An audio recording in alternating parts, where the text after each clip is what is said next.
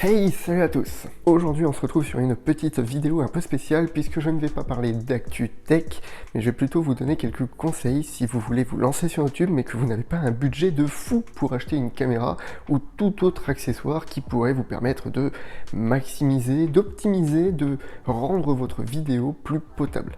Aujourd'hui, on a tous plus ou moins un téléphone assez haut de gamme ou qui a des performances photo-vidéo assez convenable pour pouvoir faire des vidéos YouTube. Il est donc normal de rapidement se poser la question de est-ce que mon téléphone pourrait pas me servir de caméra? C'est vrai, pourquoi acheter une caméra à 500-600 euros sans compter l'objectif alors qu'on a déjà un tout en un qui se glisse facilement dans la poche? Eh bien aujourd'hui c'est ce qu'on va voir et on va surtout voir comment faire en sorte d'améliorer la qualité de votre smartphone en vidéo de façon à ce que vous puissiez commencer YouTube ou même Twitch ou je ne sais quoi d'autre, simplement, facilement, sans avoir besoin de débourser des 1000 et des 100. Tout d'abord, avant de commencer de filmer, il faut bien faire attention à certaines choses. Ça serait dommage que vous lanciez votre enregistrement et que quelques petits problèmes surviennent. Faites-vous une to-do list puisqu'il va falloir vérifier à chaque fois que vous voulez filmer que votre appareil est correctement chargé,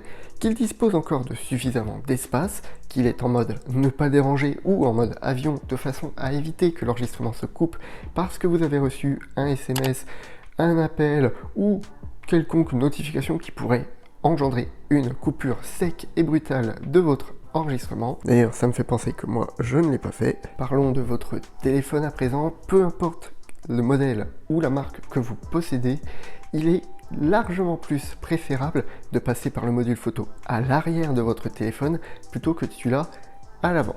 Simplement parce que le capteur photo de la face avant est très largement plus petit que le module à l'arrière. Il ne s'agit pas du nombre de pixels, mais bien de la taille du capteur. Bien évidemment, rien n'empêche de filmer avec la caméra avant, néanmoins ce sera au prix d'une certaine qualité que vous allez donc perdre. Et surtout, il faudra penser à ne pas regarder l'écran, mais bien la caméra. Parce qu'il n'y a rien de plus dérangeant que de voir quelqu'un qui vous parle, mais qui ne vous regarde pas.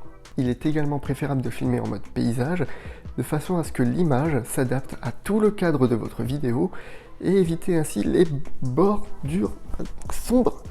Ah, on est vraiment à l'étroit là. Je vous conseille également d'essayer de stabiliser votre appareil, puisque si vous le tenez à la main, vous allez irrémédiablement trembler un peu, et donc vous allez induire un mouvement qui peut donner très rapidement la gerbe lorsque la personne le regarde.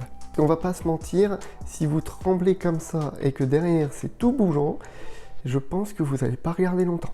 Vous pouvez être créatif de façon à faire tenir votre appareil, le poser contre un mur, un objet qui va le faire tenir en position, ou bien investir dans un trépied, et c'est ce que je vous recommande, puisque ce dernier, vous pourrez le placer où vous voulez. Ça sera quand même beaucoup plus simple à déplacer que de bouger l'armoire à côté.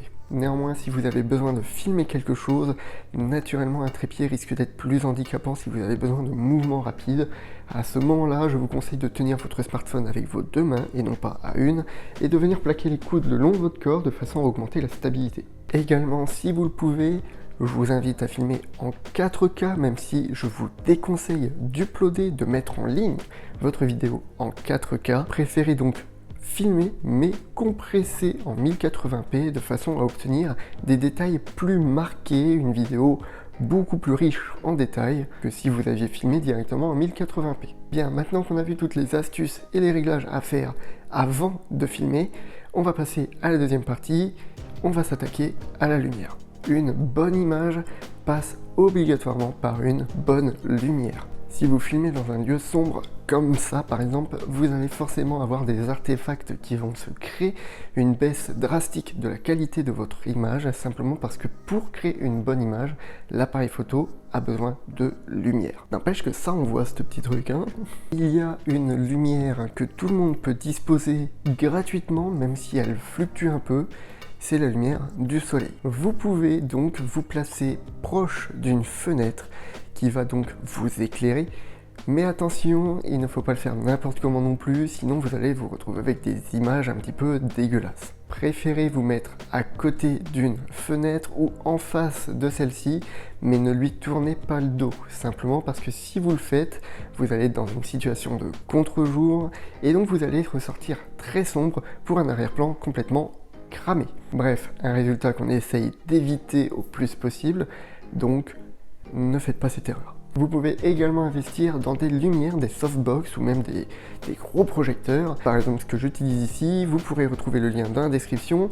Si les prix n'ont pas changé, ça coûte dans les 15-20 euros et ça fait très bien l'affaire. Autre point important pour faire une vidéo, eh bien il vous faut le son, naturellement. Si votre son grésille, n'est pas correct ou on vous entend à peine, il y a peu de chances que les gens restent sur votre vidéo. Les gens préféreront toujours regarder une vidéo avec une image passable mais un son audible plutôt qu'une image parfaite et un son dégueulasse. Ce que je vous conseille, c'est donc d'investir le plus possible de votre budget vidéo dans un micro. Vous pouvez utiliser un micro-cravate comme celui-ci, trouvable sur Amazon, le lien dans la description toujours, et qui vous coûtera 15-20 euros pour une qualité toutefois correcte par rapport à son prix. Et allez, un petit point bonus pour la vidéo, le décor. Si vous vous filmez avec en fond votre vaisselle sale, votre lit pas fait, une chambre en bordel, il y a peu de chances que cela plaise visuellement à vos spectateurs.